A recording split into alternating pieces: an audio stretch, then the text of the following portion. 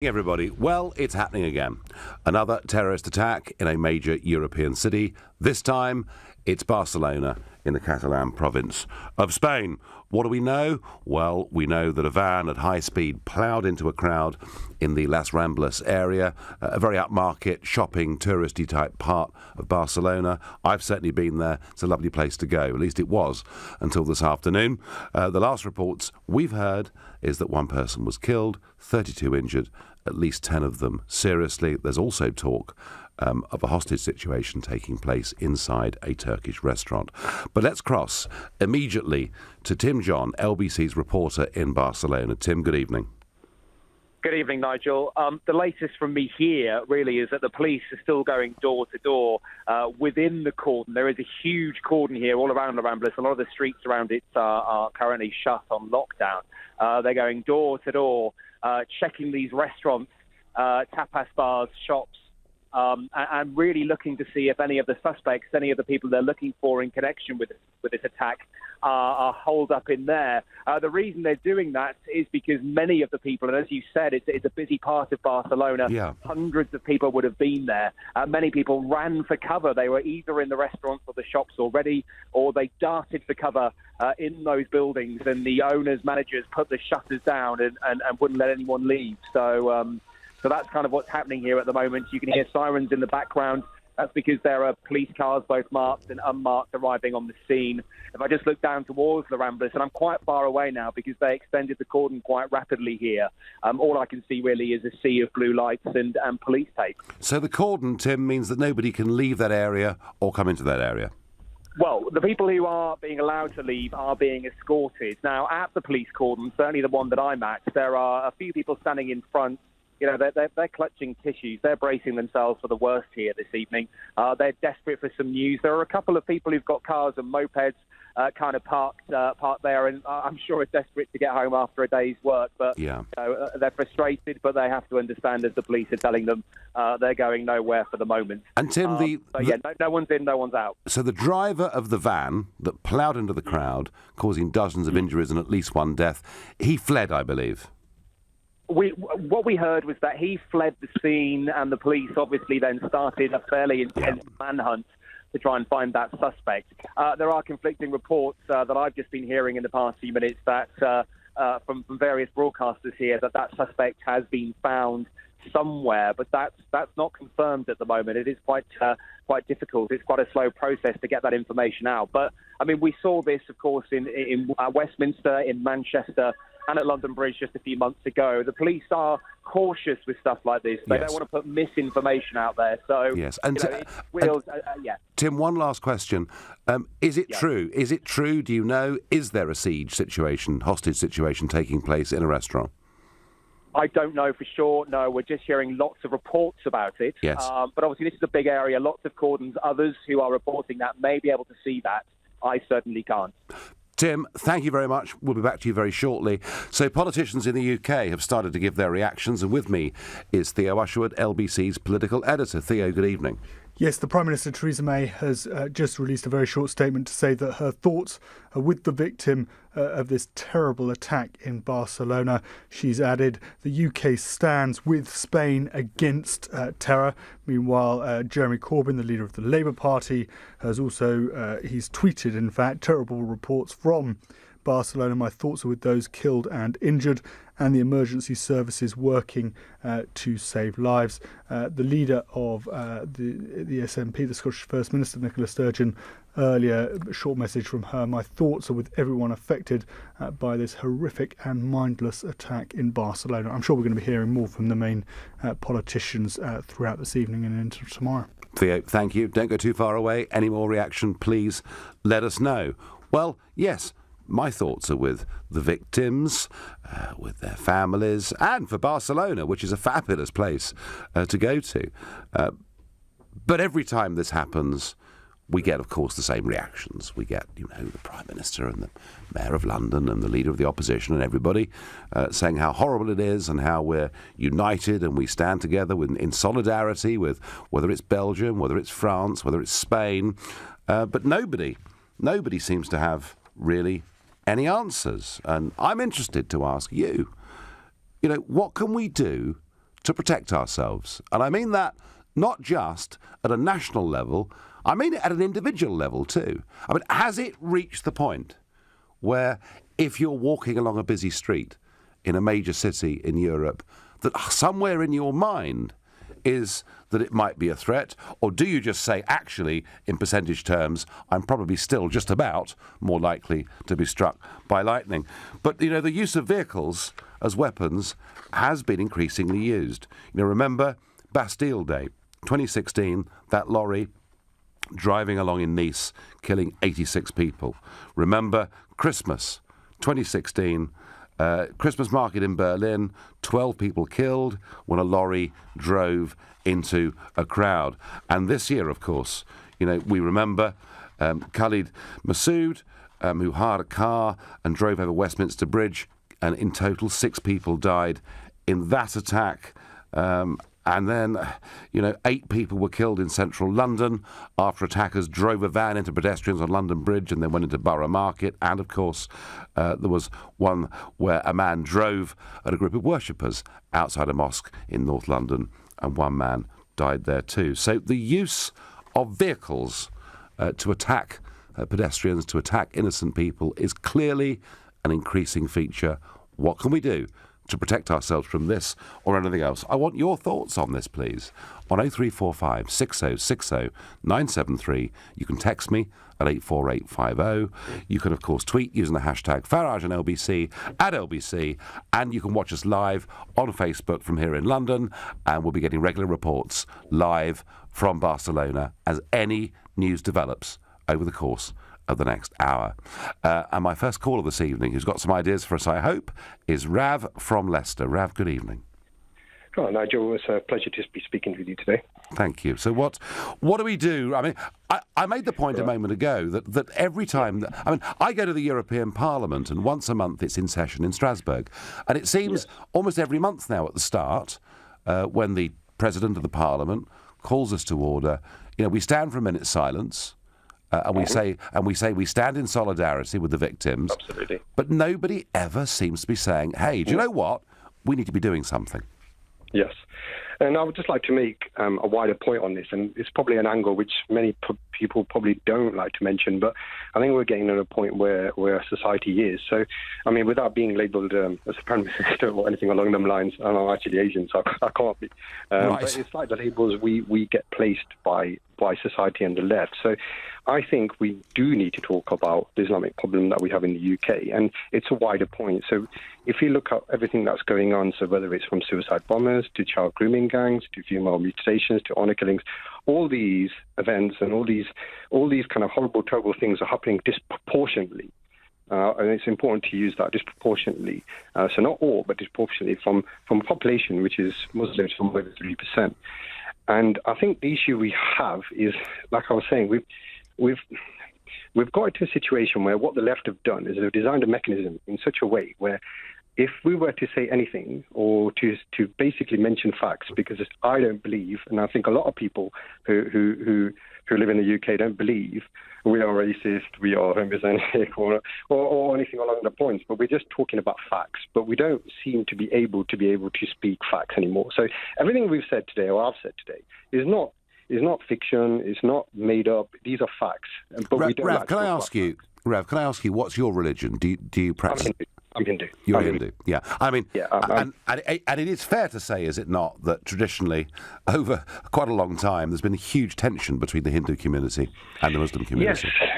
Yes, there has been. But again, I think there are a lot of good Muslim people out there, and I'd just like to make this point, which is where the differential will come into. And I won't take too much of your time, but I think it's quite important. So, like I would like to say openly, I mean, I've got loads amount of Muslim friends, and they're decent people. Yep. However, the important thing to clarify is as follows. So, what most of the Muslims in the UK, and a lot of people I talk to, so I'm not going to label everything or everyone, they are classified as liberal Muslims. So by this, what I mean is that they don't follow Islam to the letter. A lot of them haven't read the Quran, but they are classified as Muslim, a bit in a way like Christians, Hindu, myself, or other people. We believe a faith, we believe what it is, but we don't follow things religious to the letter. So that's the first point.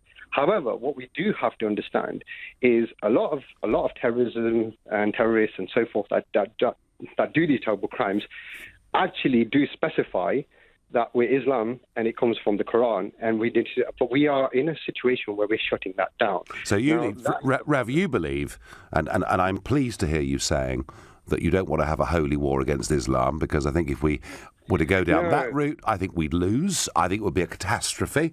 But you think we need to have a more open and honest debate that disproportionately some bad things are coming from one community.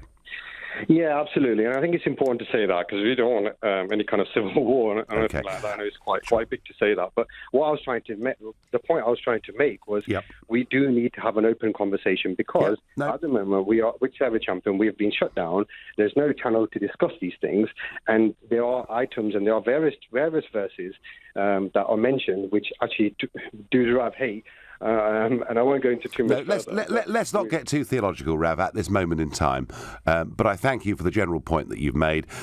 Rav, they're slightly making an assumption that this is a extreme Islamic attack. It looks like the patterns we've seen in the past, but we don't actually know. And of course, Spain has its own history of terrorism. The Catalan separatists, although it would be, I would have thought, very unlikely that an attack from Catalan separatists would happen actually in the capital of Catalonia. But we don't yet know the full truth. Donald Trump has pronounced, he said the United States condemns the terror attack in Barcelona, Spain, and will do whatever is necessary to help. Be tough and strong. We love you. You're listening to The Nigel Farage Show, exclusively on LBC. It's 7:15. This is LBC. This weekend on the new Sky Sports Premier League channel, can runners-up Tottenham defeat last season's champions Chelsea? And who will win the Battle of the Blues when Man City host Everton at the Etihad? So, what are you waiting for? Upgrade today. It's 126 live games this season on our new channel dedicated to the Premier League. Now for £18 a month. Search New Sky Sports. Cancellation requires 31 days' notice. Further terms apply. Don't ignore the workplace. It's the law to have a work... Even if you work from home and only employ one person, you'll still need a work... You'll still need to offer a workplace pension. Ah, finally. I got your attention. Don't ignore the workplace pension. It's the law. Get to know your responsibilities with help from the pensions regulator. Visit workplacepensions.gov.uk. Landlords, Direct Line guarantees to beat other insurers' renewal premiums for the same cover. Can your insurance do that? Switch to Direct Line Landlord. New customers only. Qualifying criteria apply. Underwritten by UK Insurance Limited. Divorce. It threatens the things you've worked hard for in more ways than you can imagine. Your home, savings, pension, and most of all, your relationship with your children. Don't let divorce cost you any more than it has to. Cordell & Cordell is dedicated to helping men in matters relating to divorce. Call now on 0330 60 60 161 or visit cordellcordell.co.uk. Office in central London. A partner men can count on. Hello to summer parties and barbecues. Weekends away, just you two. And when it comes to finding something new, start the conversation with Hello You. Sign up and browse profiles for free at helloyoudating.com. Start the conversation today. At Oak Furnitureland, everyone knows our furniture is 100% solid hardwood. And it's also 50% off. But most importantly, it's 100% solid hardwood. Yes, but don't forget it's also 50% off. Make sure you don't miss our red hot savings at Oak Furnitureland, where everything's 100% solid hardwood with up to 50% off. Our unmissable red hot savings end Sunday. Visit oakfurnitureland.co.uk to find your nearest store. Are you confused about PPI? At PPI Hotline, we want to give you the facts. There is absolutely every reason to check you had PPI. Even if you think you never have, we can help you find out, as you could be owed thousands. And now there's a deadline. We just need the name of the bank you've had loans or credit cards with, and we'll check for free. So find out now if you're owed by texting WIN to 82222. PPI Hotline. Text WIN to 82222. This is LBC, the Nigel Farage Show. Call 0345 6060 973. Text 84850. Tweet at LBC using the hashtag Farage on LBC. Another terror attack using a vehicle, this time a van that is driven at high speed into a crowd of people into the Las Ramblas district of Barcelona. We know that one person is dead, we know 32 are injured, at least 10 of them seriously, and there are stories, not fully confirmed, that there may well be also a hostage situation going on inside a restaurant in Barcelona. Well, I'm saddened, but not surprised by these attacks, I'm afraid, and I have to be honest and say we don't know yet what the source of it is, but there has been a pattern, a steady pattern of these attacks, and we've seen them in France, we've seen it in Germany, and indeed we've seen it here in the United Kingdom. And I'm putting it to you tonight that our politicians seem to have very few answers. I'm wondering what you think we can do to protect ourselves. David says to me by text, he says, Nigel, it may be wise to erect reinforced bollards along each side of the roads to allow pedestrians some protection. It's a radical move, but may help provide a deterrent from those barbaric, cowardly attacks. Well, David, one of the big arguments that I've had over the course of the last few years is with political leaders saying, but Nigel, we need to build bridges, not walls. They've said it to me time and time again when I've argued for being very, very cautious about who we allow into our country. Well, David, your suggestion to some extent has happened already, because on 3 London's bridges, on 3 of those bridges, we have built walls. Yes, we're building walls on bridges. We've done it on 3 of the busiest bridges in London. And if you see them today, there are huge concrete bollards either side. And David says we should do this everywhere. I wonder, David, at what cost that would be? And that is a very real question and a practical question. On Twitter, Andy is very negative. He says, we can't do anything, Nigel. We've entered into a war with terrorists. We have lost, just like we did with the IRA. Andy, who appears to be throwing his hands up, and same as nothing we can do. Breaking, Catalan police say no one is being held up inside a bar by armed individuals in Barcelona, contrary to reports from local media. And that was our source for that, local Spanish media telling us there was a hostage situation. That is not the case. So it looks now like it's just one incident we're dealing with here. It's a van. It's being driven at high speed. Somebody estimated as fast as 100 kilometres an hour, 60 miles per hour, that ploughed into a crowd, and a driver who then fled on foot, and we don't yet know whether he's been accosted or not. What we do know is a very large cordon has been put around the Las Ramblas area in Barcelona.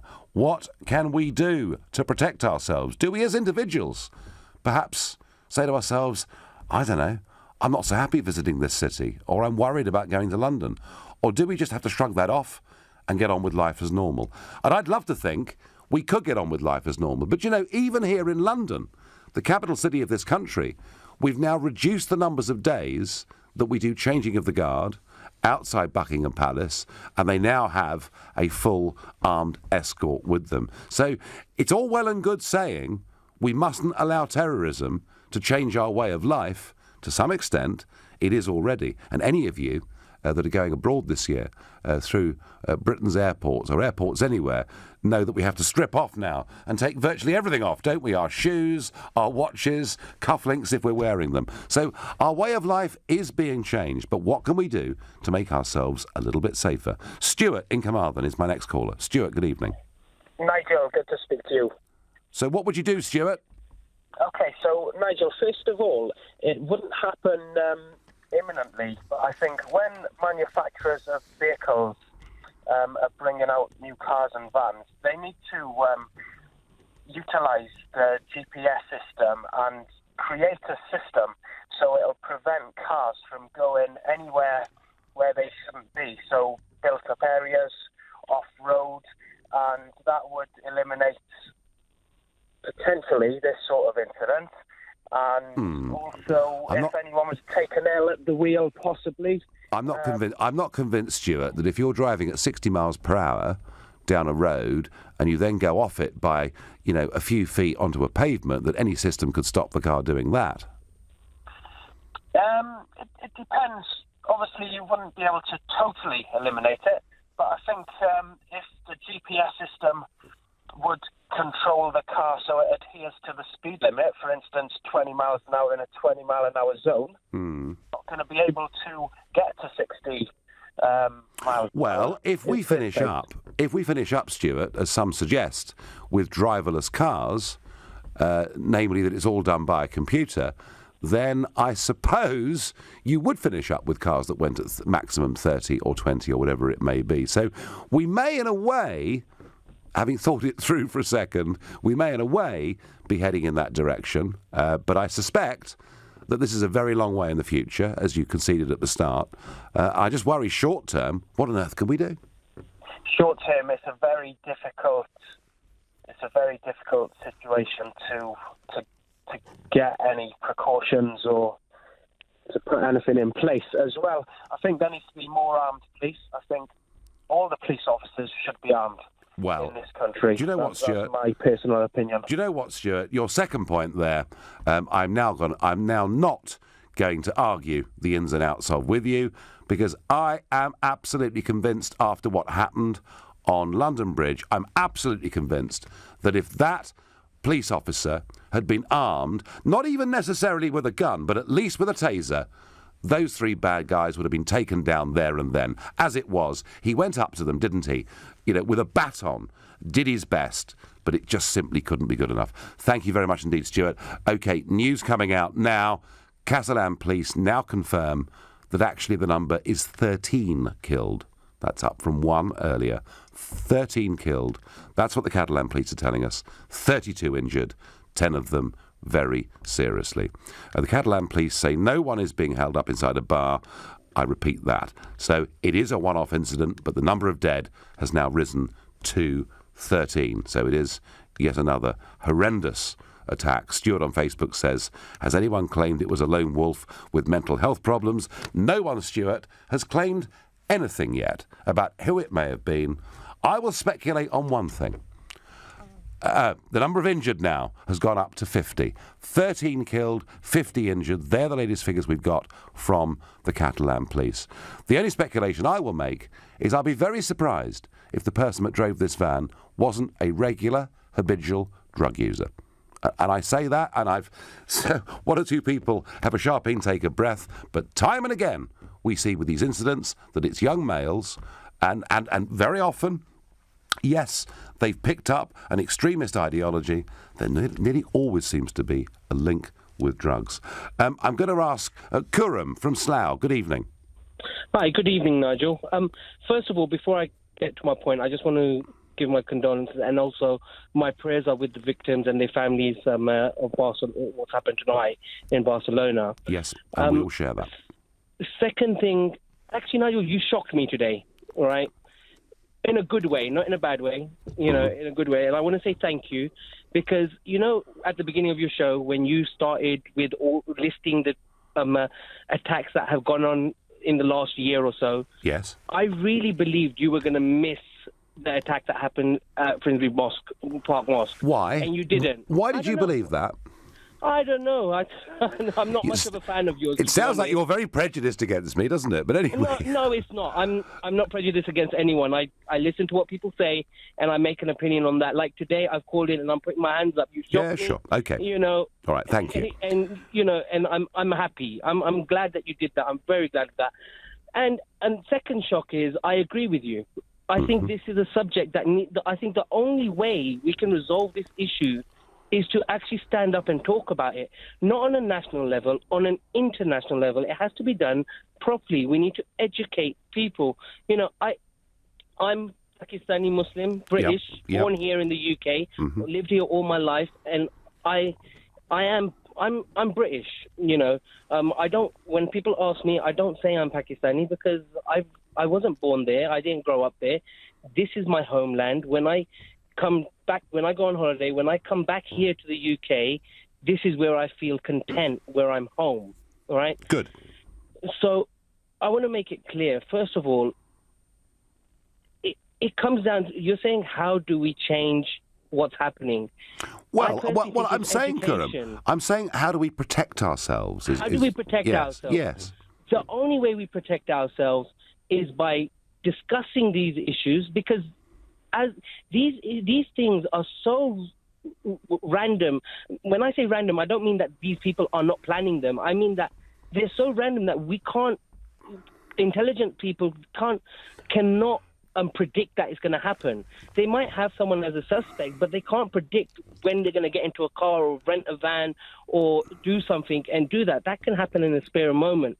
This is, unfortunately, and this brings tears to my eyes, that there's only one way, I feel, to resolve these issues and protect ourselves, and that is by educating people properly, making them understand. Like, I hear people calling in onto this radio station all the time saying that, the Quran says this and the Quran says that. Yeah. Yes, okay, the Quran does say this, but if you take a minute and try and understand Islam is not as literal. You can't take... It's not literal. If you actually study Islam, I went to Islamic boarding school.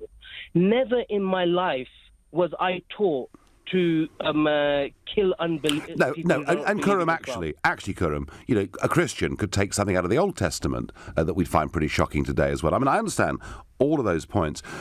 You talked about the need on an international level for having an honest conversation about this. Let me ask you quickly, did Donald Trump do that when he went to Riyadh and he said to 50 of the biggest world Muslim leaders, drive out of your places of worship those people that wish the world harm? He did, and I'm not. Donald Trump is someone else that I don't. Listen, I'm actually, Khurram. Right. I'm actually going to quit. I'm actually going to quit with you while I'm ahead, because you've been nice to me. You've thought Trump might be right, and actually it is time for the news. Khurram, a very interesting, great phone call there from Khurram in Slough. You're listening to the Nigel Farage Show exclusively on LBC. It's 7:30, and time for the news with Moira Alderson. It's being reported that at least 13 people have been killed and dozens of others injured in a terror attack in Barcelona. A van's been driven into people on Las Ramblas in the centre of the city. The driver is thought to have fled the scene on foot, but the authorities say a man has now been arrested in connection with the attack. The UK Foreign Office is advising tourists to stay inside and to not go near the scene of the attack. The Prime Minister says her thoughts are with the victims of the terrible attack in Barcelona and that the UK stands with Spain against terror. LBC weather becoming windy across the north and west with some heavy rain tonight. Elsewhere, it'll be drier with a few showers and an overnight low of 15 degrees. LBC Travel in Bedfordshire on the M1 on the southbound side. It's now fully open between junction 12 at Flitwick and junction 11 at Dunstable after an accident. It's still pretty slow though. In Surrey, the A243 is closed in both directions between the Malden Rushet traffic lights and the M25 junction 9 at Leatherhead. That's because of a serious accident. And still big problems in Cheshire. The northbound M6 is closed from junction 19 at Knutsford to junction 20 at the Lim interchange because of repair works on the Fellwall viaduct. It's causing gridlock on surrounding roads throughout North Cheshire. It's likely to be the case late into tonight. LBC Travel, I'm Mark Underhill. This is LBC. I'm Nick Ferrari. Throughout 2017, I've been hosting The Best of British, a series of conversations with leaders in the world of business, media and the arts on LBC. Next will be a very special event on the evening of Wednesday the 30th of August at the London Hilton on Park Lane, an audience with former England rugby coach Sir Clive Woodward. Win tickets for you and a guest to be there at lbc.co.uk. All thanks to Hampton by Hilton, making you welcome at over 2,200 locations worldwide. Westway, there's no other way. Save way more with a nearly new delivery miles only bargain from Westway Nissan. Hurry and you'll make incredible RRP savings on selected 66 and 17 plate Nissans, like up to 30% off X-Trails, up to 26% off Micras, up to 35% off Notes, up to 37% off Dukes, and up to 38% off a Qashqai. Be quick, stock is limited, and once they're gone, they're gone. So Google Westway Nissan today. I just switched to Vodafone for my home broadband. They're offering unlimited fibre for 18 months with no upfront costs and no line rental for only £25 a month. Switch right now and you can choose a gift worth up to £199. I picked this wicked Sonos speaker. I think the neighbours love it too. Switch before the 9th of September and you can get one as well. Search Vodafone Broadband. Vodafone. Power to you. 18-month agreement subject to credit check and availability. New customers only. Gifts valued at RRP. Online redemption required. Terms at vodafone.co.uk/broadband gift. Moving house. Nightmare. I need a plasterer, plumber, electrician, builder, painter, locksmith, gardener, and somebody to move my valuables, the drinks trolley. Relax. It's Trust a Trader. They have all the tradespeople you can think of, reputable and reviewed, so you always get a job well done. Well done me, I say, for getting it all sorted. I shall reward myself with a cheeky tipple from the trolley. Chin chin, pass me the gin. Visit trustatrader.com. Trustatrader.com. Clive, what's doing Wolf? Whale music? You must be one stressed-out private landlord. Yes, I am. Your tenants are struggling financially and can't pay their rent. But you're with Direct Line. They'll repay any unpaid rent until your tenants are out. So drop the stress ball. It'll all be over soon. Ah, that's better. Claim back unpaid rent after 1 month's arrears with rent guarantee. Can your insurance do that? Search Direct Line Landlord. Cover purchased as part of legal expenses add-on. Qualifying criteria apply. Restricted claims for existing tenants in the first 90 days when product first purchased. This is LBC, the Nigel Farage Show. Call 0345 6060 973. Text 84850. Tweet at LBC using the hashtag Farage on LBC.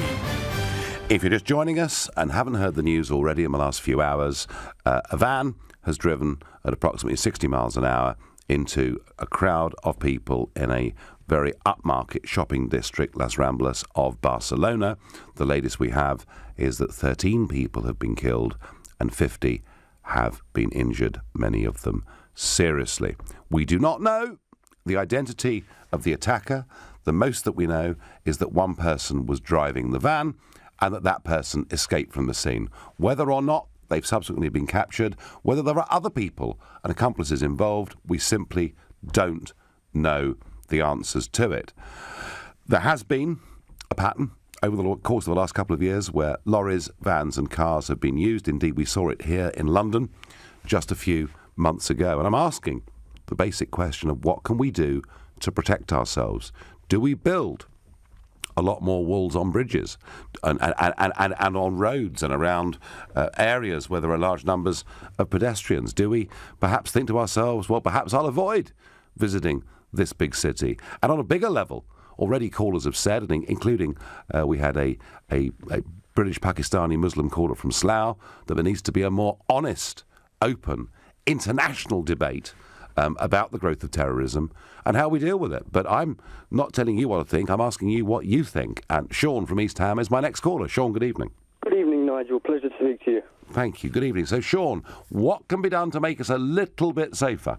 Well, I just want to stress one thing before I make my point, which your producer also stressed to me as well, that, as you've said, no one has been found out who it is yet. Yes. But I think that the one strange remaining fact out of all of this is that, seeming with all the terrorist attacks that have took place, there's the suspect who has committed the crime has always been known in some capacity to the security services of the country they've committed. Nearly always, yes.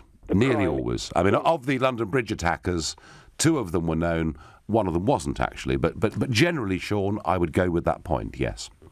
So I think, therefore, 2 key things need to be done to combat the problem, which is, firstly, we need better integration on the part of councils, local communities, and also on the part of the government. Do you mean, when you say integration, you mean knowledge sharing about who the bad guys potentially are? Yeah, so that we're in a community where different ethnicities live, that they can feel safe, that if they have a suspicion about their next-door neighbour or the person across the road from them, that they have the sort of gall to stand up and tell the relevant authorities.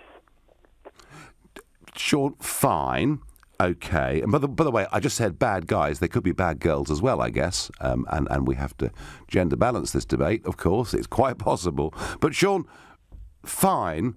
But, I mean, others would go a bit further than you, Sean. I mean, I've heard people... I mean, bear in mind, there are 3,000 people in this country on a suspect terrorist list, but in total, there are 20,000 people, and the rest of those have known links to people who have been involved with ISIS or ISIS sympathisers. There are some, Sean, who say, in the wake of all these attacks, and actually, even including a former quite highly placed military officer who led our forces for a bit in Afghanistan, that the 3,000 suspected terrorists should simply be rounded up. How would you respond to that?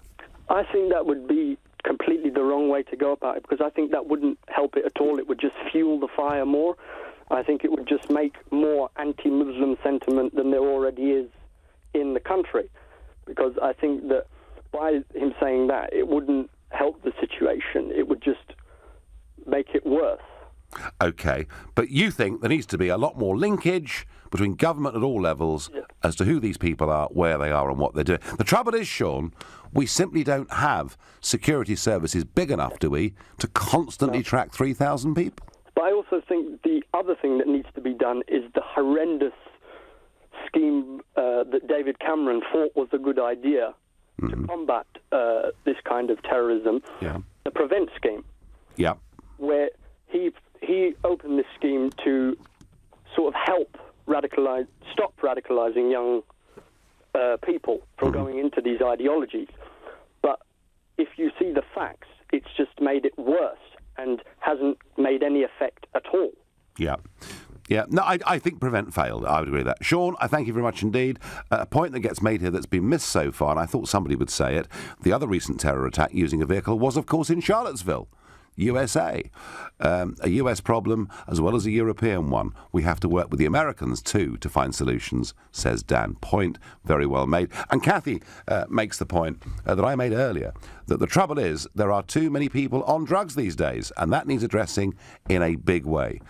We have too much lawlessness in this country. And she makes that point, and it's a theme that I've returned to again and again on this show, that nearly every time we see these attacks, in 90% of the cases we find it is young men who've been radicalised, religiously, but they also are heavy, repetitive users of mind-altering drugs. And that's the pattern we've seen again and again and again.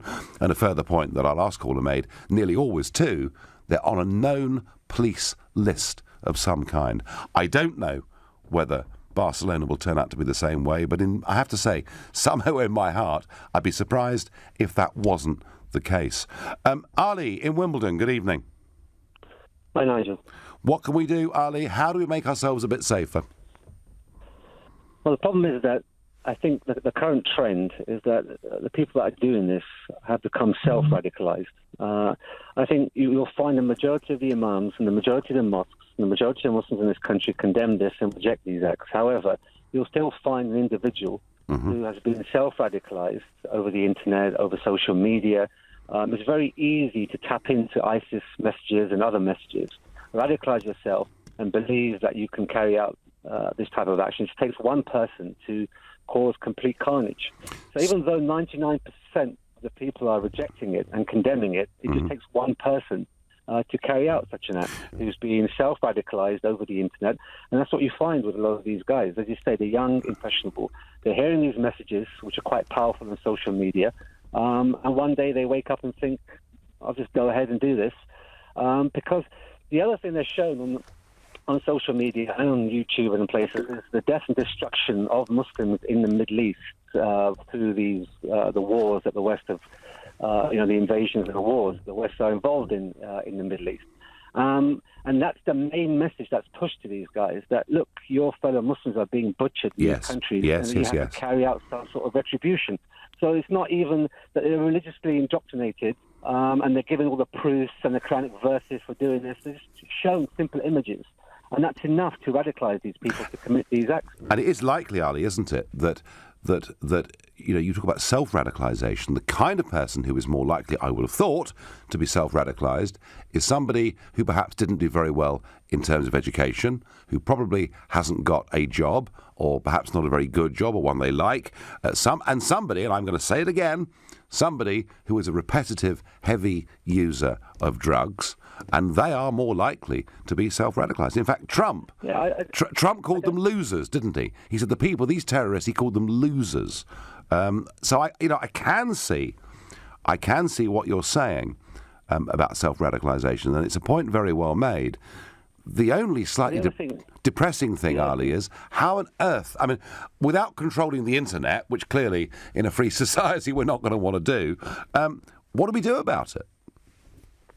Well, it's extremely difficult. I rang up and mentioned these points before. I think the so-called Salafi Wahhabi scholars that are they're marginalised by the government. They've been pushed to the side, and the government has pushed or promoted so-called liberal Muslims who have absolutely no credibility within the Muslim community, like sort of Majid Nawaz and others, have zero credibility, which is why the government has cut their funding. Has cut the funding of organisations like Quilliam because they're having no results in the Muslim community. The government needs to engage the Salafi Wahhabi scholars who have some sort of influence over the people who are likely to carry out these acts. Yet the government they labelled these people as extremists and refuse to engage with them. And they are the people who can actually make a difference. And this is Ali, no, that's a very interesting point. And as far as Majid Nawaz is concerned, he, of course, is going to be tomorrow on LBC from 10 a.m. till 1 p.m. And Ali, ring him, talk to him. He certainly has some very strong views on this and says things on the issues of radicalisation that are, pretty far out there. I mean, it takes, I think, quite a lot of guts to say what he says. Ali, I thank you very much indeed for your call. I get a text from Dartford. I wonder if these people were known to the authorities. Most probably. Yep, I agree. Whoever you are from Dartford, most probably. Matt in Seven Kings, good evening. Evening, Nigel. Pleasure to talk to you, mate. Pleasure to talk to you. So what do we do? I mean, the last caller, Ali, actually made a really good point. He said there's a lot of self-radicalisation, but barring shutting down the internet, I'm not sure what we do about that. Give us one idea, Matt, that could make us safer. Well, I mean, to be honest, the reason why I was ringing, Nigel, I was listening to a professor who Ian Dale was speaking to before, and he was talking about, how we must give more of our civil liberties away, our privacy laws away, and, I just wonder sometimes that these young men, Muslim men, who are going to these Middle Eastern countries and coming back battle-hardy, our intelligence services are allowing these young battle-hardy men to come back into European countries, into our countries, knowing quite well that, at some stage there's a very good chance that, they're going to do something really bad. So stop them coming back, Matt, yeah? Well, yeah, but the broader point that I'm getting to, when we hear of these attacks, our politicians and, professors like, the professor who was speaking to Ian Dale, saying that, we must give more of our civil liberties away, more of our privacy laws away.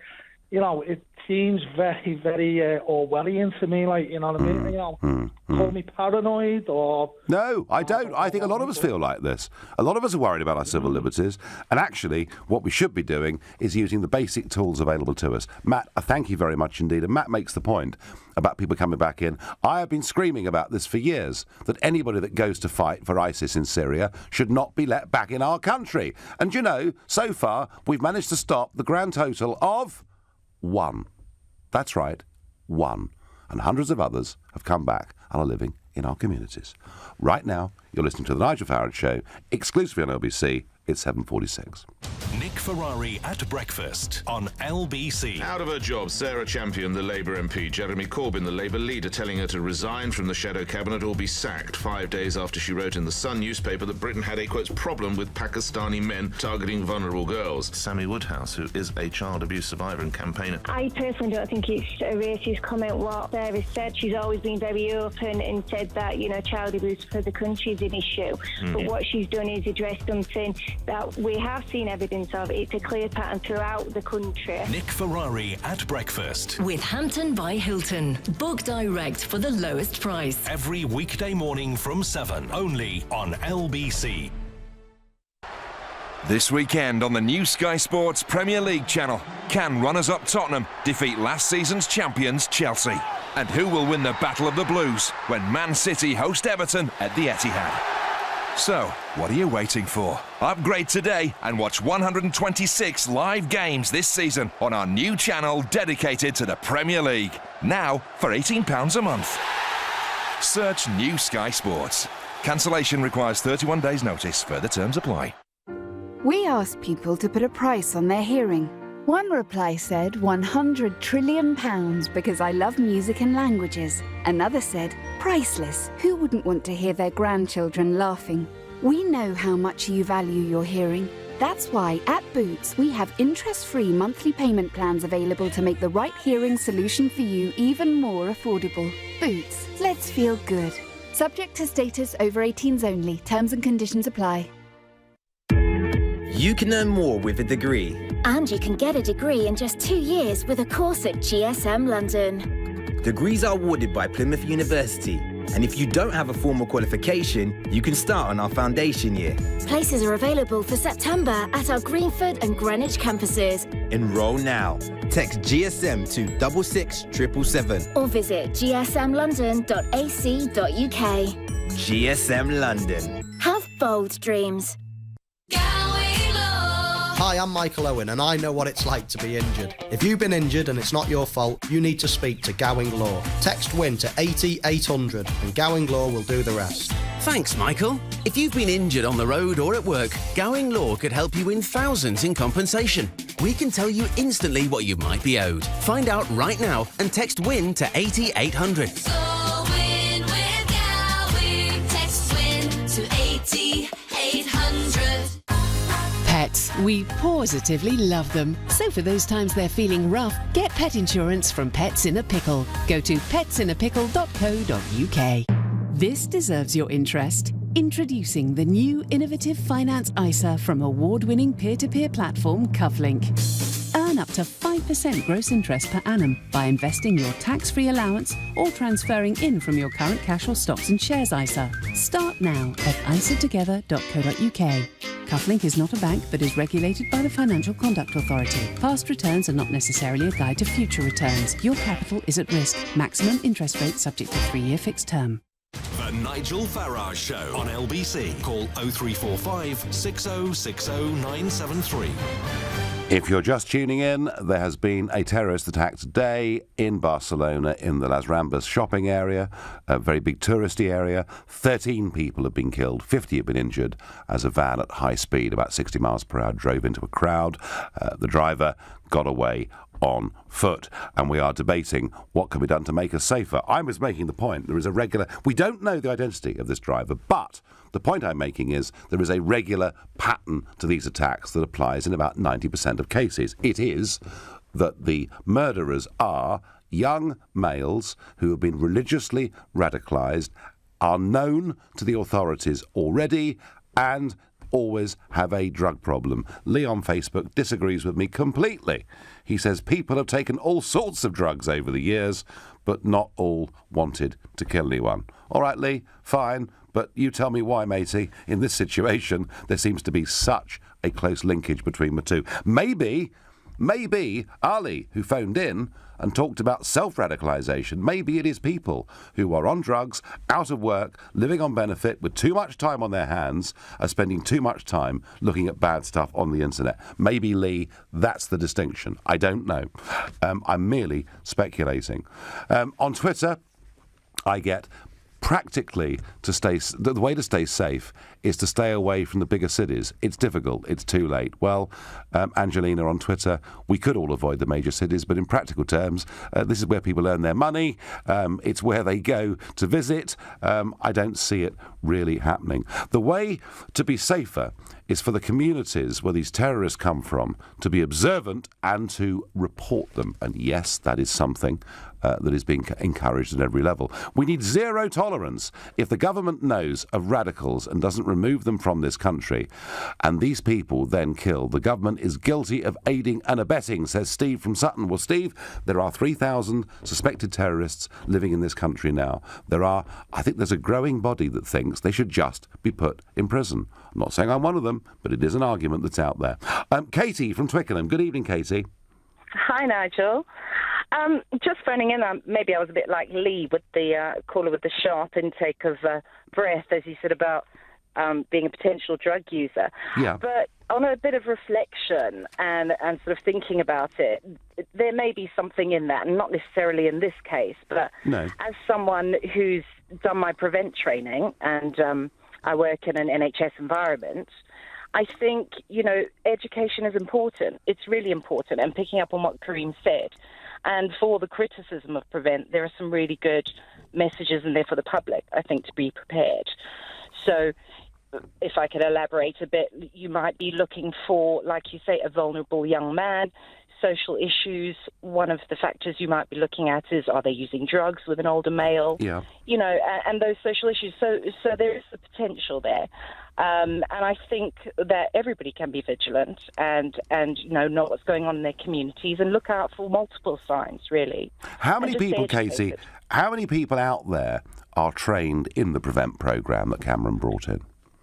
Goodness knows. I wouldn't like to guess because I wouldn't know the answer. I mean, is it a lot of people? Yeah, I think there probably are, especially within, school settings, NHS settings. Yeah.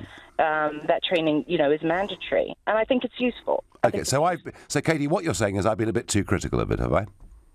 No, not necessarily. I mean, I think we can criticise some elements of it, but I think the message as well, even for the general public, on looking out for signs, and raising flags to authorities is helpful. Okay. Because it's one of the only ways we can, sort of help ourselves and prepare ourselves. Okay, Katie, no, I take the point, and I take it, thank you.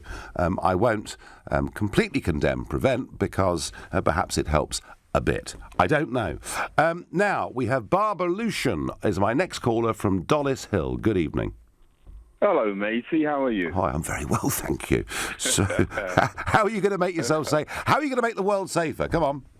Well, what I would do if I was in charge is, to begin with, I would address the herd of elephants that are in the room, because what I think's really lacking here, and there are meant to be so many intelligent, great minds leading all of these countries, particularly in the Western world. What I would do is actually address the real issues.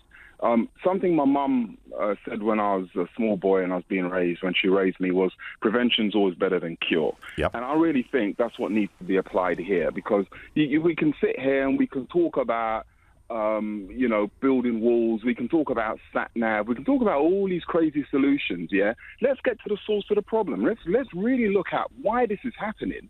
And again, hindsight, I'm just going to flick through my points quickly, because hindsight, yeah, it's a great teacher. But the way I see it, the West appear to be the pupils in the room that are naughty and they don't want to learn. And, because they don't want to learn, they're being disruptive to all the other pupils in the class. And when they're out in the playground, they're out bullying the other pupils. That's, on the macro level, that's how I actually see it. So what really I think needs to happen here is a spade needs to be called a spade. We need to put up our hands and say, you know what? Okay, especially like with a lot of many African countries, we actually need your resources, more than you realise, more than you need us, right? So we're going to give you a fair price. We're going to pay you properly for your resources. Again, dealing with countries like West Papua. Right. So just to be clear, the point you're making is, if we were fairer with the poorer third world countries, we would not have the mass migrations of people coming here. I'm not even saying that. That's part. I think that's a small part of the issue. The real crux of the matter, I think, here is, and again, like I was going to say, in terms of actually learning and hindsight, we had this issue back in the 70s with the IRA. Didn't matter what we did, they got round it. And you can't fight what you can't see. Therefore, you're going to have to eventually sit down like big men and have a conversation and deal with the matters at hand. Not, going around bombing countries, stealing resources, and it's not doing anything. Okay, a different approach. I thank you, Barbara Lucian from Dollis Hill, for that. And my last caller of this evening is Christine. Christine, good evening. Hello, Nigel. Pleasure to speak to you.